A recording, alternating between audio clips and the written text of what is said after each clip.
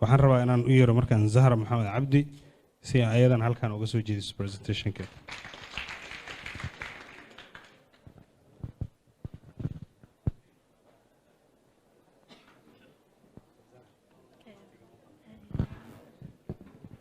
بسم الله الرحمن الرحيم. markii oo aan maray semesterka sideedaad markaan maray pediatric adiganayna waxaan nasiib u yeeshay dadka oo maaragtay macallin u noqoto Toore Saluule iyo Toor Qalbi iyo marka waxa aad iyo aad u interest gareynaa mowduuca breastfeeding, exclusive breastfeeding, IYCF, feeding history. markaas waxaan sameeyay marka mowduucaas gabdhaha marka xafadeena joogay oo marka caruur dhalayeen wixii marka aan fasalka ka soo barto ayagaan ku dabaqay waxaan dhahay biyo xataa siinna oo maaragtay wixii waa u sharaxay ilaa amarkii gabdhahaas caruur hore lahaayeen iyo caruurtaas 6 bilood waa la socday isbitaal intay aadeen oo dhan waxay ahayd laba jeerna wax waxay u aadeen maaragtay oo simple iska ahayd موضوعاً مركب breastfeeding وحيو نقضي مواضيع عن جعلها أو هذا وحنا هي أرض ومارك سعود برد ومارك استيب كوجه الرياقادو يا لكن موضوع international articles إنا كقراء عربة ومارك تدت كعلو وذاو عربة وهي هوكي مركب وحنا كهلا وحاول هذا وحلا يسوي هلا دكاترتنا كهلا exclusive breastfeeding.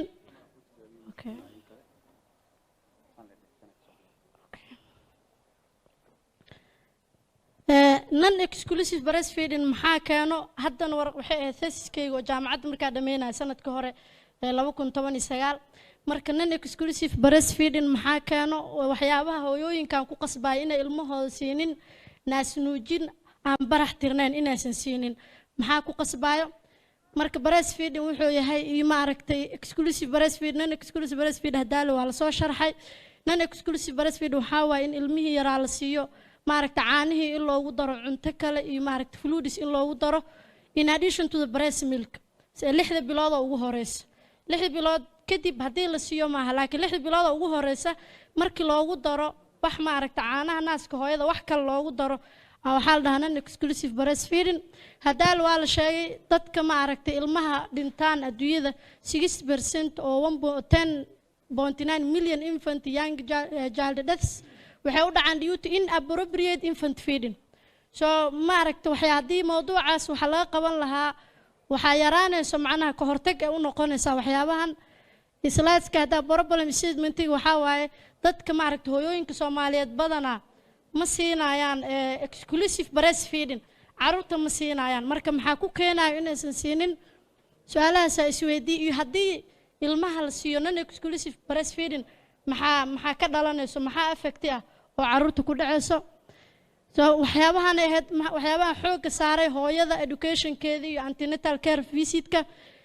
maaragtay health facility hooyada inay hesho oo ANC visit ee booqato oo perinatal breastfeeding counseling la siiyo ma la siinayo waaye ma tagaysay mother's marital status iyo maaragtay supportiga hooyooyinka saameyn ku leedahay postnatal care follow up ma sameynaysay shaqada hooyada iyo birth of the mother marka intaan oo dhan waxay ahaayeen kan waa effects-ka maaragtay oo infectious morbidity iyo respiratory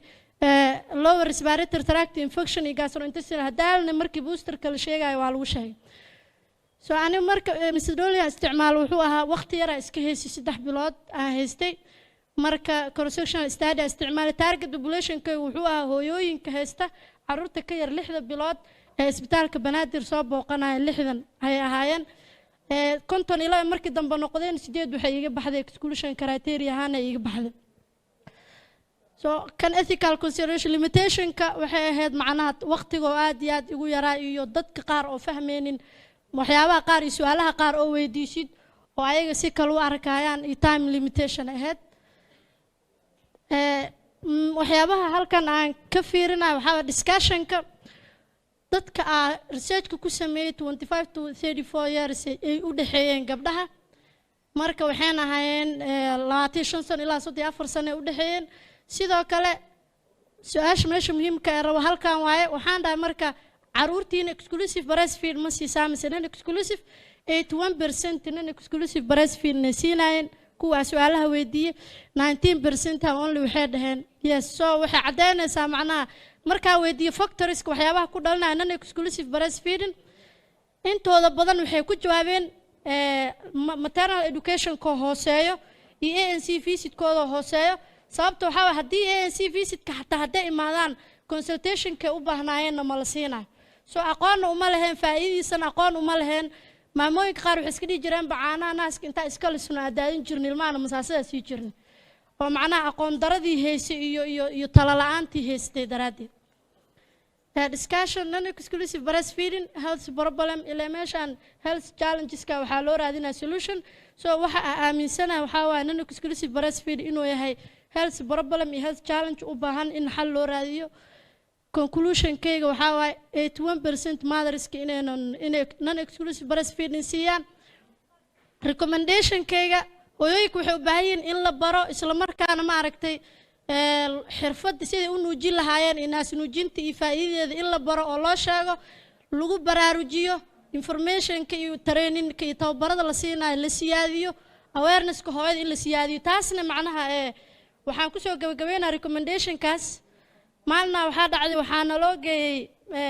meel aan booqanaynay haween badan iskugu imaadeen hooyooyin u badan oo caruur haysta marka tarbiyada iyo waxaasaa laga hadlaya qof socialka oo ku dhex jira ahay badanaa waxyaabaha marka aan ka hadlaa waxay ahayd naas nuujin. waxay isweydiiyeen marka meeshaan waxaa la rabaa in la sheego tarbiya iyo muxaadaro iyo waxaasaa loo imaaday naas nuujintana maxaa waay ilaahay ka cabsaa lees dhahay naas nuujin maxaa looga hadlaa. ilaahay ka cabsada waxaa ka mid ah ka dhaadhiciyo inaa cunugaa si fiican naas ku nuujisid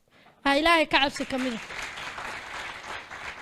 marka sidoo kale marka waxaa rabnaa annaga ka arday ahaan sax waaye dhakhaatiirteena joogta ardaya u badanahay inta joogta ka arday ahaan waxaan soo baranay nolosheena inaan ku dabaqno oo nolosheena aan ku darno aan ka rabaa ha sugin macnaha inaad tiraahdo breastfeeding awareness aa sameynaa ama hepatitis awareness aa sameynaa kadibna intaa meelaha iskugu imaato dad wada suud wata ay ku imaadaan aad tiraahdo breastfeeding advantage oo leeyahay. dadkaas ma aha dadku u baahan breastfeeding awareness dadku u baahan hooyooyinkaas waaye dadka ma aragtay guryaha jooga waaye baabuurka markaa saaran tahay fursadaha uga faa'iideystay ka mid tahay hooyo cunug wado oo masaasadu wato markaa arko message-kaygii meeshaasaa ka gaarsiinaya. marka meel kastoo imaadaanbo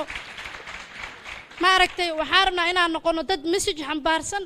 oo waxay soo barteen noloshaas ku bedelayo. research-kayga aan waqti 10 minutes 7 minutes waaye 10 minutes xataa ma ahayn 7 minutes wax oo lagu sheegi karo ama lagu faahfaahin karno ma aha laakiin halahaasaa raba inaan highlight gareeyo oo ma aragtay isla wada ogaano. waa mahadsantihiin. salaamu calaykum.